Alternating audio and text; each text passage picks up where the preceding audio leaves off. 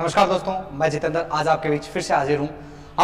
आज मैंने जैसे बात की थी आपसे कल, और मैं आज आपके सामने रूबरू आया हूँ। पहली बात तो आपके सामने प्रत्यक्ष आया हूँ। आज हम जिसकी बात कल हमने की उसी बात को आगे करते हुए मैंने कल कहा था कि हम आज आपको क्या करवाएंगे, कुछ क्वेश्चन करवाएंगे और उन्हीं क्वेश्चन को मैं आपके लिए लेके आया हूँ। चलिए स्टार्ट करते हैं। कुछ क्वेश्चंस क्या है क्वेश्चंस, देखिए पहला क्वेश्चन है, निम्नलिखित में से कौन सी एक काल्पनिक रेखा कहां से गुजरती है, एशिया से गुजरती है। ये एक क्वेश्चन है। इसको करने से पहले कुछ एक चीज समझिए, कुछ समझना है आपको। क्या है वो? आपको ऐसे क्वेश्चन आए तो एक ट्रिक याद रखनी है, एक ट्रिक फॉलो करनी है। पहले क्या करना है, देखो एशिया, सभी देशों को लिख देते हैं, महाद्वीपों को, एशिया, अफ्रीका, फिर उत्तरी अमेरिका, यूएसए लिख दो, उत्तरी अमेरिका, दक्षिणी अमेरिका, अमेरिका। अच्छा, उसके बाद आ जाएगा आपका सबसे बड़ा यूरोप के बाद ऑस्ट्रेलिया। ठीक है। अच्छा, इसके पश्चात क्या करना है, इसके बाद आपको करना है कि कैसा भी महाद्वीप हो, सभी जगह क्या पसंद आता है कि आम बड़े पसंद आते हैं। आम।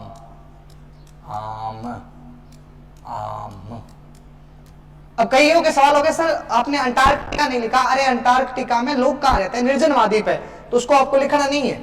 जब आम ज्यादा खाओगे तो आम खाते क्या बन जाओगे आप, आम खाते आप बन जाओगे कवि। कवि कितनी बार कवि बनना है? कवि बनना है 3 बार, 2 बार तो सीधा बनना है और 1 बार टेढ़ा बन जाना है, कवि। ठीक है। अच्छा, अब क्या करना है, अब आपको इससे समझना है, क्या है समझना है। देखो इधर देखो,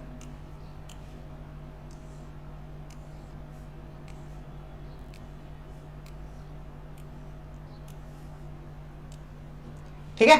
अच्छा, अब इधर देखो, आ का मतलब क्या है? आ का मतलब है आर्कटिक वर्थ। आ का मतलब क्या है? Arctic worth. आ का मतलब है आर्कटिक वर्थ। ठीक है। आ का मतलब है आर्कटिक वर्थ। और क से मतलब है कर्क रेखा। क का मतलब है कर्क रेखा। क का मतलब है कर्क रेखा। कर्क रेखा। अच्छा, क का मतलब है कर्क रेखा।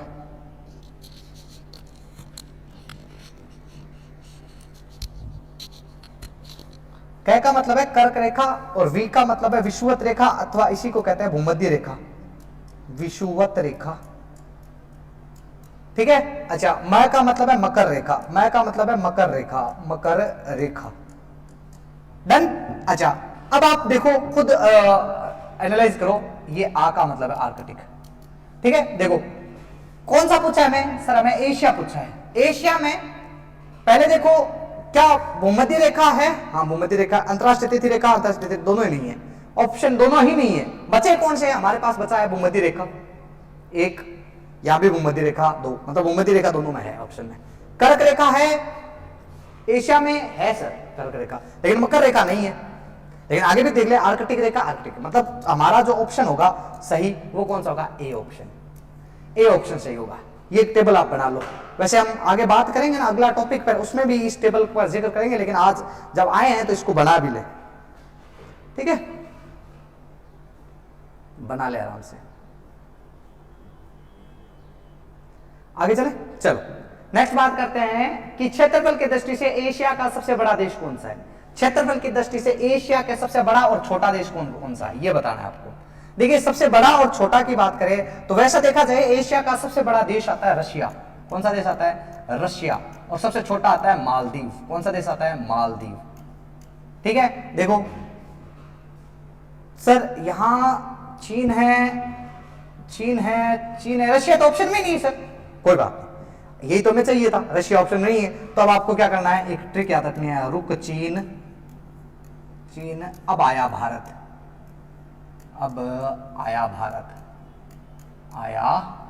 ये एक ट्रिक याद रखनी है। अच्छा, इस ट्रिक के अकॉर्डिंग क्या क्या है? रूस से रूस, कैसे कनाडा, चीन से चीन, ऐसे अमेरिका।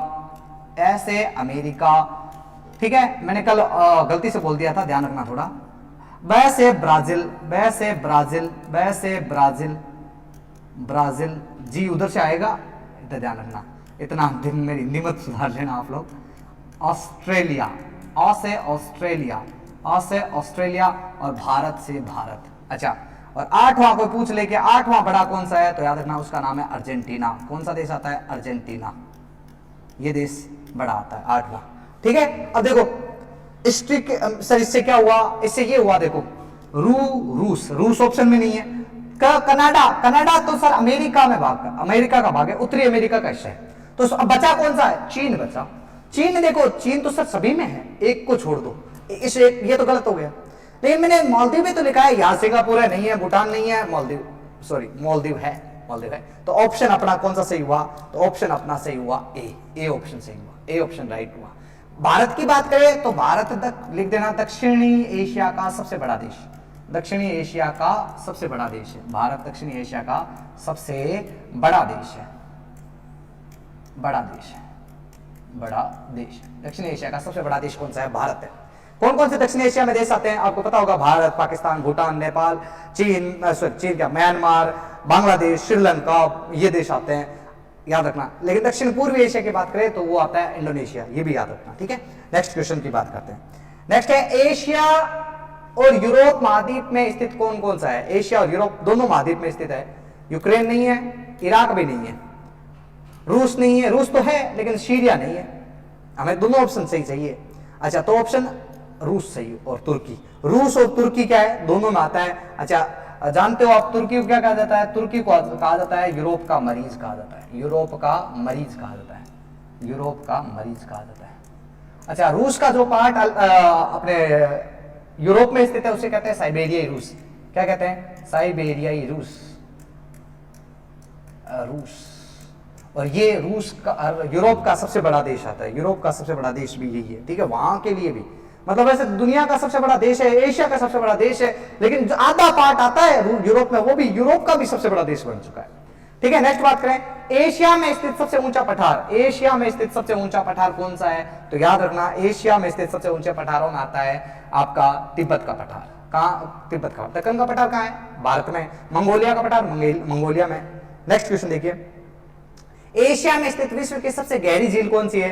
एशिया में बताने की जरूरत ही नहीं है, बेकाल झील सबसे गहरी झील है। अच्छा, एशिया महाद्वीप में बहने वाली सबसे लंबी नदी यांगटीसी नदी। कौन सी नदी? यांगटीसी नदी है, याद रखना। ठीक है, यांगटीसी। अब आए हुए हैं तो हुआंगो को कंप्लीट कर लेते हैं। हुआंगो की बात करें तो हुआंगो की बात करें तो इसे चीन का शोक कहा जाता है। पहला तो चीन का शोक कहा जाता है, चीन का शोक कहा जाता है। ठीक है, चीन का शोक किसे कहा जाता है? हुआंगो को कहा जाता है। अच्छा, दूसरी बात करें, इसी के किनारे जो चीनी सभ्यता है, चीनी सभ्यता है, इसी का विकास इसी किनारे, इसी नदी के किनारे हुआ है।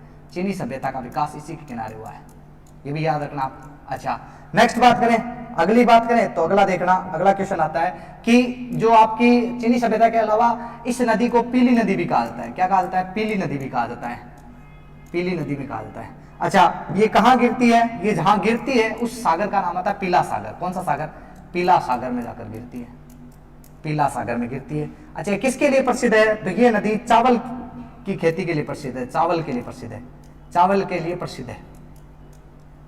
ठीक है, चावल यहां सबसे ज्यादा होता है। भारत में सबसे ज्यादा चावल के लिए महानदी है, महानदी। इसीलिए भारत की हुआंगो किसे कहा जाता है? महानदी को भारत की हुआंगो कहा जाता है, महानदी को भारत की हुआंगो कहा जाता है, याद रह जाएगा।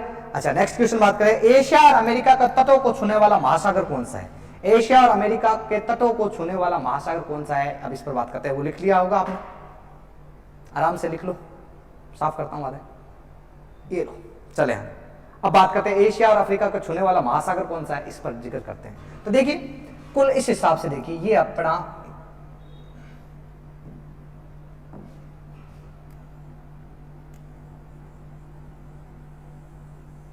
ये आ जाता है आपका, इधर आ जाता है आपका रशिया, और यहां ये आ जाता है आपका कौन सा? अलास्का, अमेरिका का। ठीक है, अमेरिका का अलास्का आता है। ठीक है, अच्छा, इसी के बीच में यहां पर अंतरराष्ट्रीय तिथि रेखा आती है, अंतरराष्ट्रीय तिथि रेखा आती है।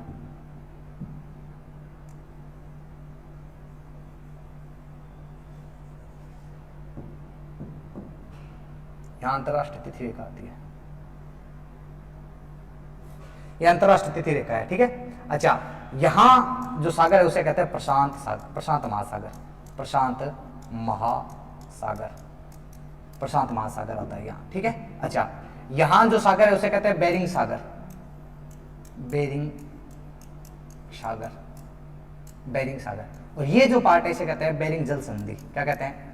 बेरिंग जल संधि, जल संधि कहा जाता है, बेरिंग जल संधि के नाम से जाना जाता है।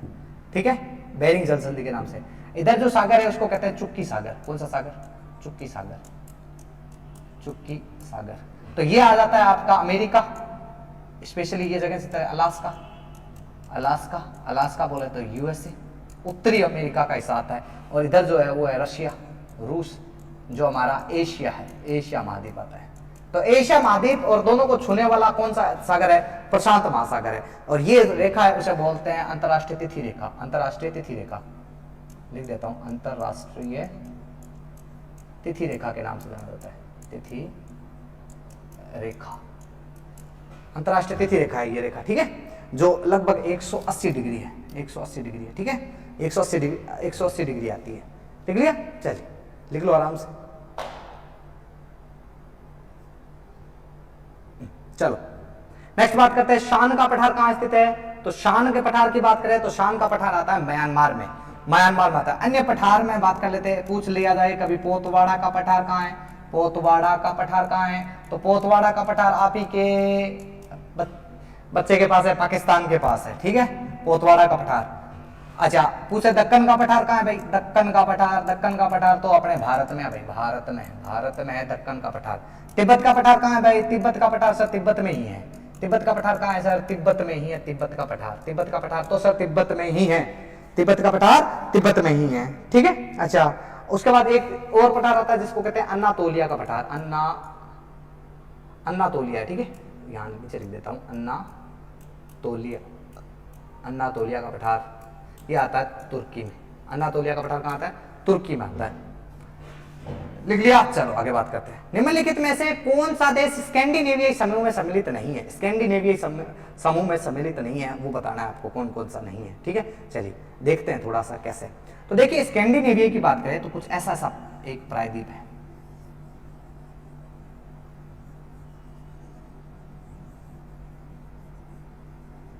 ठीक है, अच्छा यहां से यूं अलग हो जाता है ये ऐसे बढ़ जाता है। ये है आपका नॉर्वे। ठीक है, ये आती है फिनलैंड, ये है फिनलैंड, झीलों की नगरी फिनलैंड। ये है स्वीडन। कौन सा देश आता है? Sweden, Sweden, Sweden. अच्छा, स्वीडन के बाद बात करें यहां ऐसे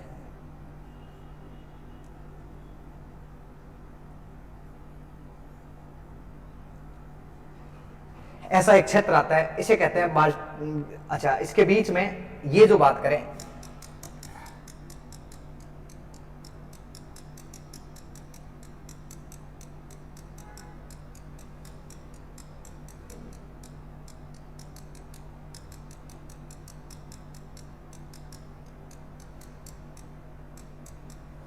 ये पानी है बीच में। ठीक है, ये जो पानी सा एरिया दिखता है, ये पानी का एरिया जो दिखता है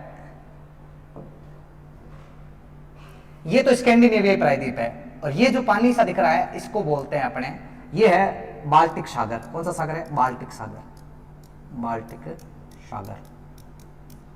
ये फिनलैंड और स्वीडन के बीच में, दोनों के बोथ में एक खाड़ी आती है, दोनों के बोथ में खाड़ी आती है। यहाँ एक ये खाड़ी है, इसे कहते हैं बोथनिया की खाड़ी। कौन सी खाड़ी कहते हैं? बोथनिया की खाड़ी, बोथनिया की खाड़ी, बोथनिया की खाड़ी।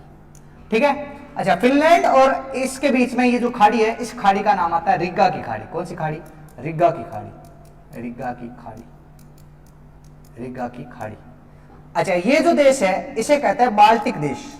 क्या कहते हैं? बाल्टिक देश। क्यों कहते हैं? क्योंकि ये बाल्टिक सागर से सीमा बनाता है। किस सीमा से? बाल्टिक सागर से। तीन देश आते हैं, तीन देश आते हैं, यहाँ तीन देश है ऐसे, तीन देश आते हैं। अच्छा, ये तीनों देश कौन कौन से हैं ये भी देख लें। तीन देश आता है, एक तो आता है एस्टोनिया, एस्टोनिया, लातविया, लातविया, और एक आता है लिथुआनिया, लिथुआनिया। तो ये तीन देश सीमा बनाते हैं, ठीक है, 3 देश आते हैं इसमें, Estonia, Latvia, Lithuania, Estonia, Latvia, Lithuania, Estonia, Latvia, Lithuania, Estonia, Latvia, Lithuania. ठीक है, यहाँ एक प्रायद्वीप है, ऐसा प्रायद्वीप है, इसको कहते हैं जटलैंड प्रायद्वीप, जिस पर फिनलैंड बसा है। जटलैंड प्रायद्वीप डेनमार्क बसा, सॉरी डेनमार्क बसा है। ठीक है, याद रहेगा, तो आराम से इसको बनाए। इधर जो ये जो पार्ट आता है इधर का, ये जो यहाँ इधर जो क्षेत्र आता है, ये आपका आ जाता है आपका एशिया महाद्वीप आता है। ठीक है, एशिया महाद्वीप आ जाता है इधर। चले आगे, चलो। किस महासागर की सीमा तीनों महाद्वीपों को छूती है? किस महासागर की सीमा तीनों महाद्वीपों को छूती है? 3 महाद्वीपों को छूती है। तो याद रखना, वो कौन सा सागर आता है? वो सागर आता है आपका कैस्पियन सागर। कौन सा सागर आता है? कैस्पियन सागर। किस महासागर की सीमा 3 महाद्वीपों, हाँ बिल्कुल, किस महाद्वीप? कैरिबियन, कैस्पियन सागर, भूमध्य सागर, एशिया। थोड़ा सा रुकना बच्चों इस 10वें क्वेश्चन में, सॉरी गलती से हो गया, ये होगा भूमध्य सागर। कौन सा सागर होगा? भूमध्य सागर होगा। चलो इसको निपटा ही देते हैं, यहाँ आए हुए हैं तो इसको भी निपटा लेते हैं। तो देखिए यहाँ एक ये आता है आपका यूरोप वाला पार्ट। ठीक है, ये छोटे छोटे जटलैंड प्रायद्वीप वगैरह ऐसे ऐसे होते हैं, ऐसे ऐसे, ये यूरोप है। ठीक है, यूरोप के बाद में यहाँ से स्टार्ट होता है आपका कौन सा? ये आता है अफ्रीका। कौन सा continent? Africa continent, Africa continent. अच्छा, इधर से आपका आ जाता है यहाँ से ऐसे ऐसे सीमा बनाता हुआ, ये आ जाता है आपका एशिया। ठीक है, ऐसे बनाता हुआ एशिया बना, एशिया है। ठीक है, अच्छा आगे देखें, यहाँ एक सागर आता है जिसका नाम है भूमध्य सागर। कौन सा सागर?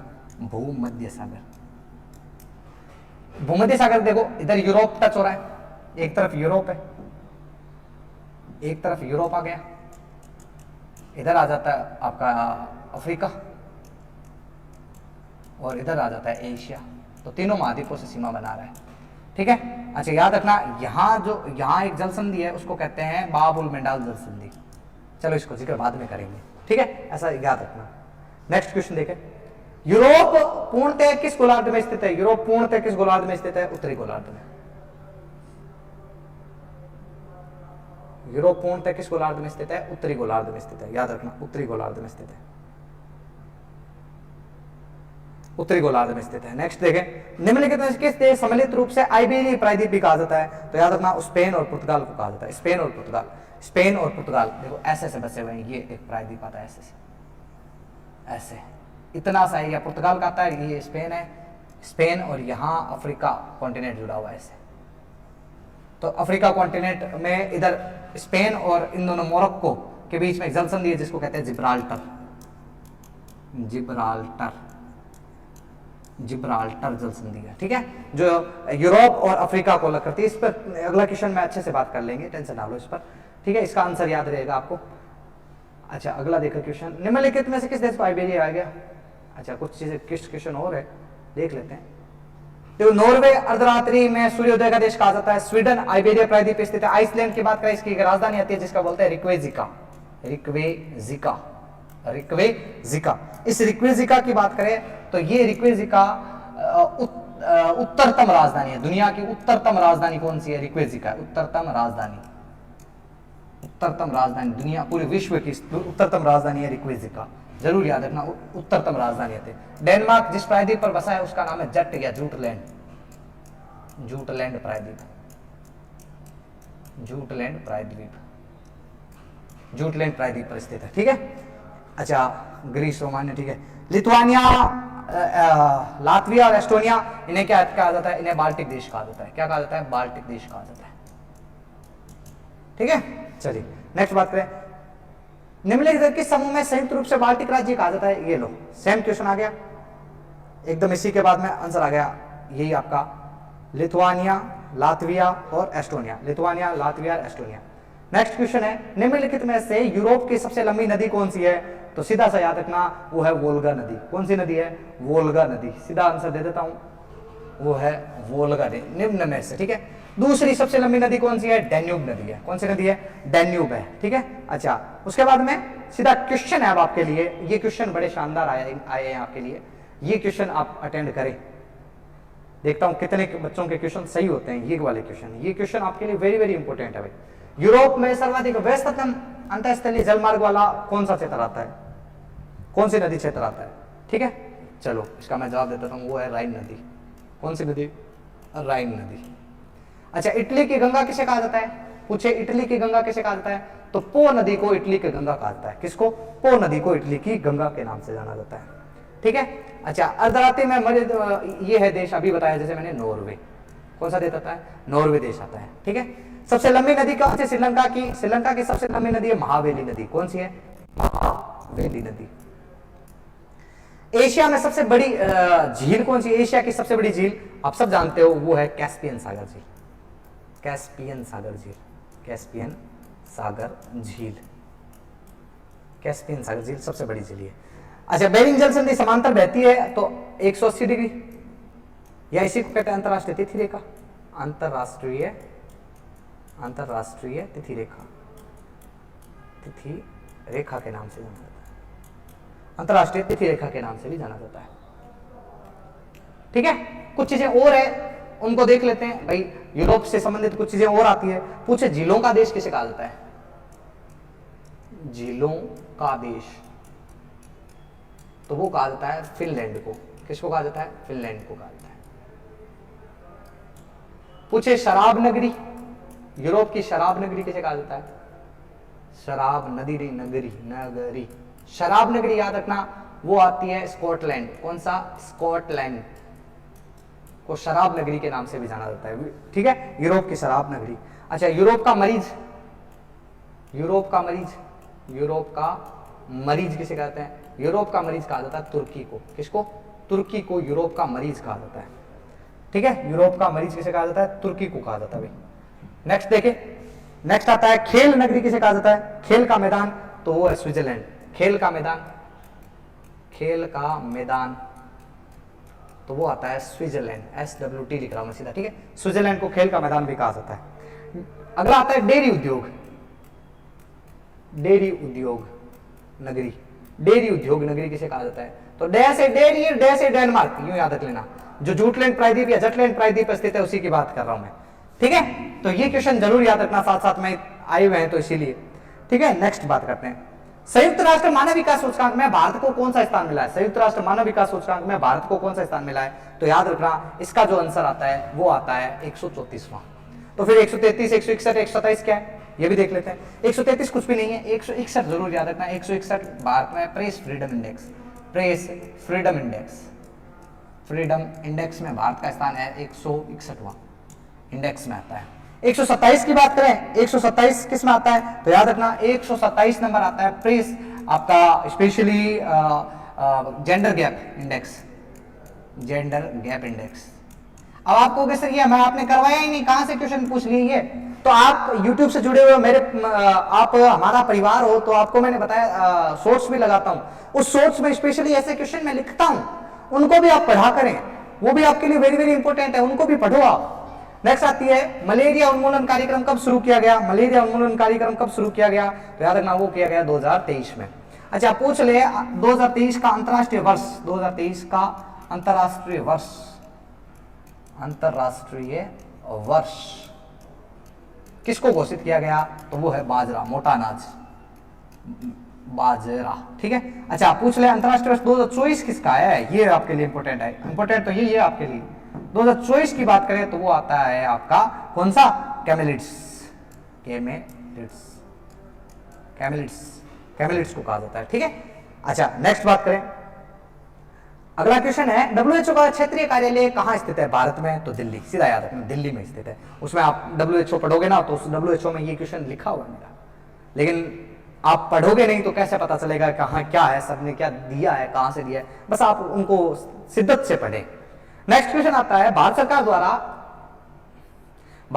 द्वारा ऑपरेशन इंद्रावती, ऑपरेशन इंद्रावती कहां शुरू किया गया? भारत सरकार द्वारा ऑपरेशन इंद्रावती की बात करें, ऑपरेशन इंद्रावती, तो देखो ऑपरेशन इंद्रावती शुरू किया गया हैती में। कहां शुरू किया गया? हैती में। लेकिन हम अफगानिस्तान को भी सल्टा देते आए हुए हैं। देखो अफगानिस्तान में तालिबान है, तालिबान बोले तो आतंकवादी, आतंकवादी बोले तो राक्षस है, और राक्षसों को समाप्त किसने किया था? राक्षसों को समाप्त करती है देवी।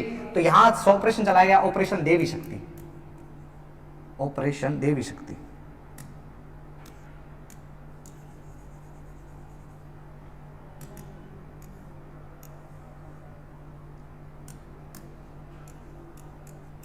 ऑपरेशन देवी शक्ति, देवी शक्ति। अच्छा, म्यांमार की बात करें तो म्यांमार हमसे ही अलग हुआ है भाई, हमसे ही अलग हुआ है, तो उसके साथ हमें कैसा रखना पड़ेगा ऑपरेशन। तो ऑपरेशन अब उसमें करना है, म्यांमार बर्मा था पहले आप जानते हो, तो उसमें करुणा रखनी है हमें, ऑपरेशन करुणा रखी गई, ऑपरेशन करुणा यहां रखा गया, ऑपरेशन करुणा यहां चलाया गया, ठीक है। अच्छा, उसके बाद में सूडान की बात करें, सूडान में जो चलाया गया उसका नाम था operation operation operation Kaveri, Kaveri Sudan में चलाया गया, ठीक है। ठीक है दोस्तों, डन। थोड़ा सा अगर वो देखें, एक क्वेश्चन थोड़ा सा मेरे हिसाब से मिस हो गया है, लेकिन चलो मैं थोड़ा सा समझा देता हूँ। ऐसा पढ़ाया हुआ है, नो टेंशन नो फिकर, कोई दिक्कत नहीं है, लेकिन फिर भी यहाँ भी थोड़ा जिक्र कर देते हैं। अब बचा हुआ है तो यहाँ कर देता हूँ, मेरे दिमाग में ऐसा आ रहा है कि कुछ ना कुछ छोड़ा है मैंने, रह गया, ठीक है। देखिए यहाँ आता है आपका यूरोप का इलाका आता है, ठीक है। इधर देख लो, ये जो क्षेत्र है इसे कहते हैं, यहाँ है भूमध्य सागर। कौन सा सागर है? भूमध्य सागर, भूमध्य सागर, भूमध्य सागर। अच्छा, इन दोनों को यहां से अलग करती है, यहां से एक जल संधि आती है, यहाँ मतलब यूरोप और अफ्रीका को अलग जल संधि करती है। इस जल संधि का क्या नाम है? इसे कहते हैं आपकी कौन सी जल संधि? इसे कहते हैं जिब्राल्टर जल संधि। कौन सी जल संधि? जिब्राल्टर जल संधि, जिब्राल्टर। यहां आता है स्पेन, स्पेन, और यहां आता है मोरक्को। कौन सा? मोरक्को, ठीक है, स्पेन और मोरक्को। नेक्स्ट देखें तो यहां सागर आता है, एक सागर आता है जिसका नाम है लाल सागर। कौन सा सागर आता है? लाल सागर, लाल सागर। और यहाँ ये पूरा ऐसा जुड़ा हुआ है, ऐसा सा कुछ है। यहाँ एक नहर बनाई गई है, यहाँ एक नहर बनाई गई है ऐसे यहाँ। इस नहर का क्या नाम है? इस नहर का नाम आता है स्वेज नहर। कौन सी नहर? स्वेज नहर, स्वेज नहर, ठीक है। अच्छा, इस जगह ये जो पार्ट है इसे कहते हैं अदन की खाड़ी। कौन सी खाड़ी कहते हैं? अदन की खाड़ी, अदन की खाड़ी। तो अदन की खाड़ी, अदन की खाड़ी को, अदन की खाड़ी को लाल सागर से जोड़ने वाली एक जल संधि आती है यहाँ पर। इस जल संधि का क्या नाम है? इस जल संधि का नाम है बाब उल मेंडाव जल संधि। बाब उल मेंडाव जल संधि,